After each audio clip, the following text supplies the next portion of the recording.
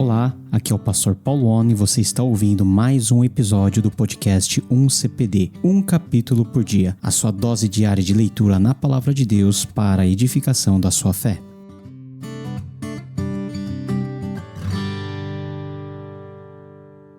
Leitura de hoje, Mateus capítulo 2. Depois que Jesus nasceu em Belém da Judéia, nos dias do rei Herodes, magos vindos do Oriente chegaram a Jerusalém e perguntaram: Onde está o recém-nascido rei dos judeus? Vimos a sua estrela no Oriente e viemos adorá-lo. Quando o rei Herodes ouviu isso, ficou perturbado e com ele toda Jerusalém. Tendo reunido todos os chefes dos sacerdotes do povo e os mestres da lei, perguntou-lhes onde deveria nascer o Cristo. E eles responderam: Em Belém da Judéia, pois assim escreveu o profeta. Mas tu, Belém, da terra de Judá, de forma alguma és a menor entre as principais cidades de Judá, pois de ti virá o líder que como pastor conduzirá Israel, o meu povo. Então Herodes chamou os magos secretamente e informou-se com eles a respeito do tempo exato em que a estrela tinha aparecido. Enviou-os a Belém e disse: Vão informar-se com exatidão sobre o menino. Logo que o encontrarem, avisem-me, para que eu também vá adorá-lo. Depois de ouvirem o rei, eles seguiram seu caminho, e a estrela que tinham visto no Oriente foi adiante deles, até que finalmente parou sobre o lugar onde estava o menino. Quando tornaram a ver a estrela, encheram-se de júbilo. Ao entrarem na casa, viram o menino com Maria sua mãe, e prostrando-se o adoraram. Então abriram os seus tesouros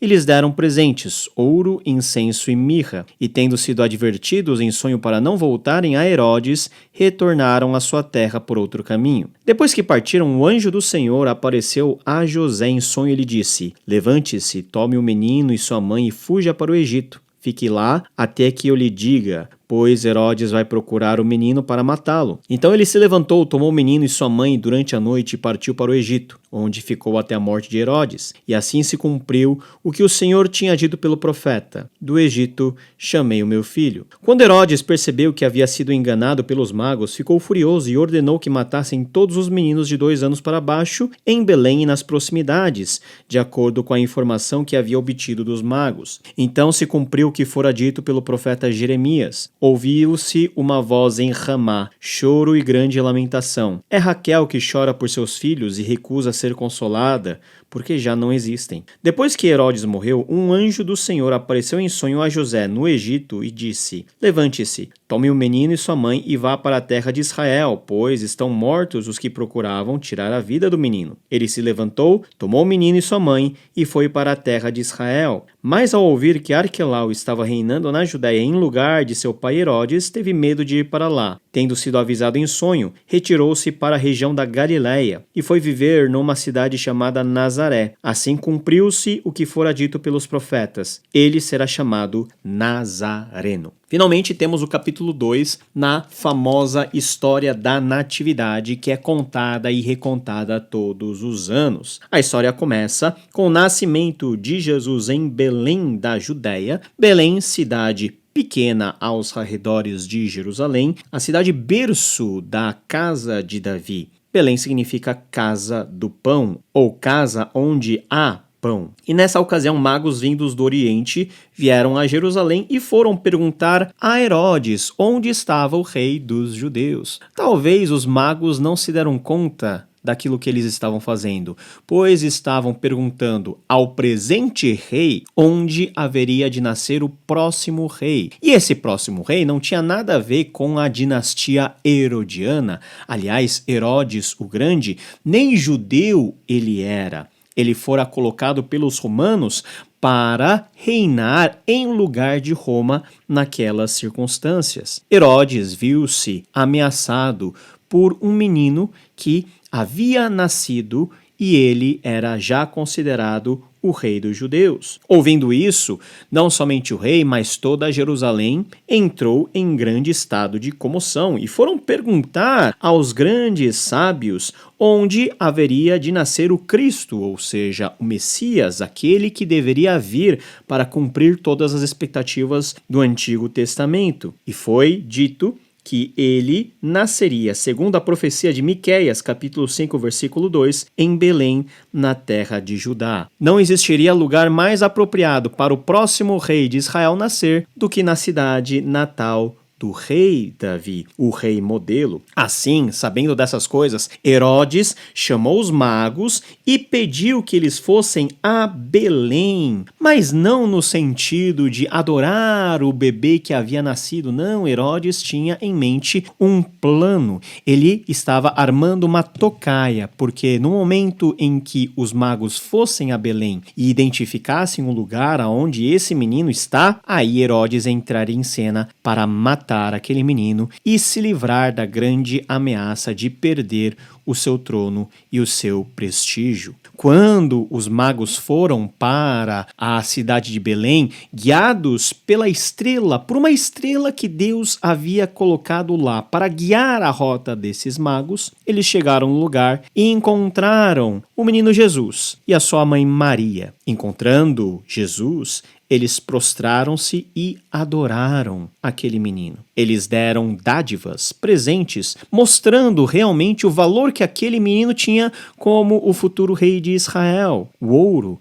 incenso, mirra, presentes caríssimos, presentes apropriados para um rei. Mas note que em sonho o Senhor avisa esses magos para pegarem outro caminho, porque Herodes estava tramando contra a vida desse menino, e o texto diz que eles retornaram para a sua terra por outro caminho, ou por outra rota. Vemos o primeiro ato da proteção de Deus aqui. Mas a história continua, porque esse Herodes não se viu satisfeito e ele resolveu matar todos os meninos abaixo de 2 anos em Belém. Ele queria matar na raiz o problema dele, que era nascer um rei que poderia ameaçar a sua posição. Prevenindo isso, um anjo do Senhor novamente aparece em um sonho a José e diz para que José tome o menino e a sua mãe e fujam para o Egito, ficando lá até os dias em que Herodes não mais procurasse matar o menino. É muito interessante que o texto diz que a família de José,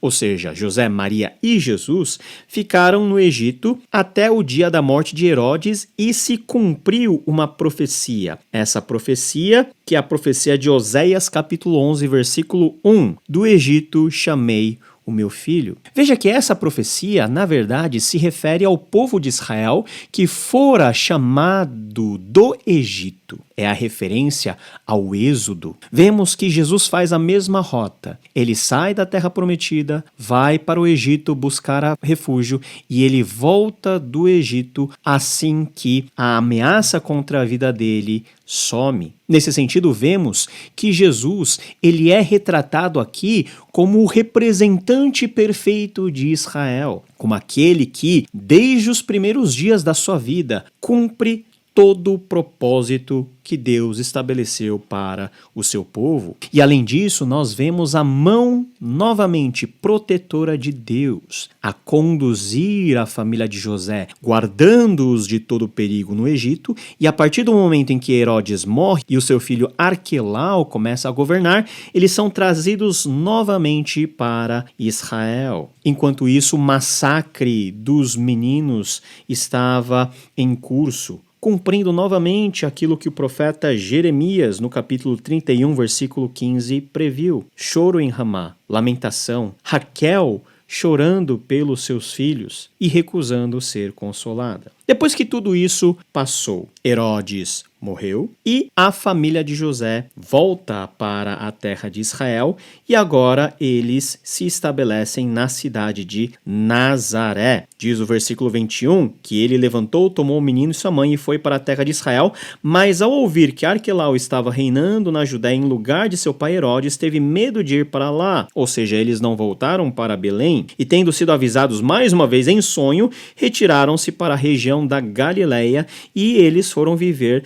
na cidade de Nazaré. É a partir desse ponto que a família de Jesus estabelece a sua casa e a sua vida na região da Galileia, do Mar da Galileia, e Jesus passa a maior parte da sua vida e também grande parte do seu ministério nessa região. A cidade de Nazaré é uma cidade muito interessante porque o fato de Jesus morar em Nazaré identifica-se com outra profecia, dessa vez de Isaías, onde diz: ele será chamado Nazareno. Veja que por diversas vezes Mateus traz à luz o cumprimento das Sagradas Escrituras no Antigo Testamento na vida de Jesus desde os seus primeiros dias. E isso tem uma motivação teológica muito importante. E qual é essa motivação? De apresentar Jesus verdadeiramente como o Cristo. Veja que Mateus usa essa palavra mais uma vez. Cristo, que é o correspondente grego da palavra Messias no hebraico, que quer dizer aquele que é ungido, aquele que é escolhido, ou seja, aquele que for apontado por Deus para cumprir todas as promessas e para salvar o seu povo. O que nós podemos aprender e como nós podemos viver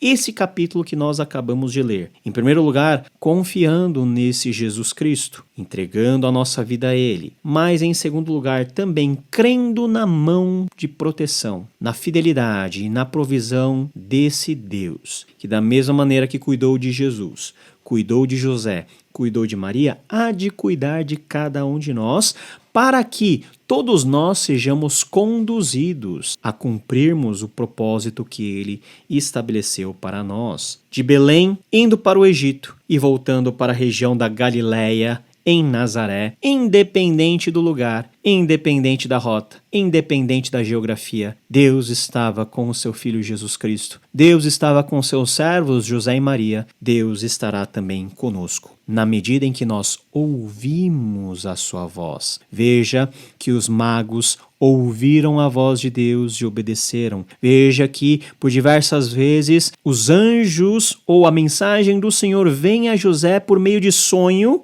E há uma conexão muito interessante, porque no Antigo Testamento temos o José também que lida com muitos sonhos, mas esse José, pai adotivo, vamos dizer assim, de Jesus Cristo, ele ouve as coisas de Deus e também obedece. A obediência é a solução. A obediência é o grande direcionamento desse texto, para que nós possamos experimentar essa provisão, esse cuidado desse Deus que em Jesus Cristo vai construindo essa história de redenção que está, por ora, nos seus momentos iniciais. Que Deus nos ajude, que Deus nos guarde em Cristo Jesus, que Deus nos conduza também a uma obediência que nos faz viver a vontade dele em plenitude aqui neste mundo. Que Deus te abençoe e nos vemos no próximo capítulo, querendo Ele. Tchau, tchau.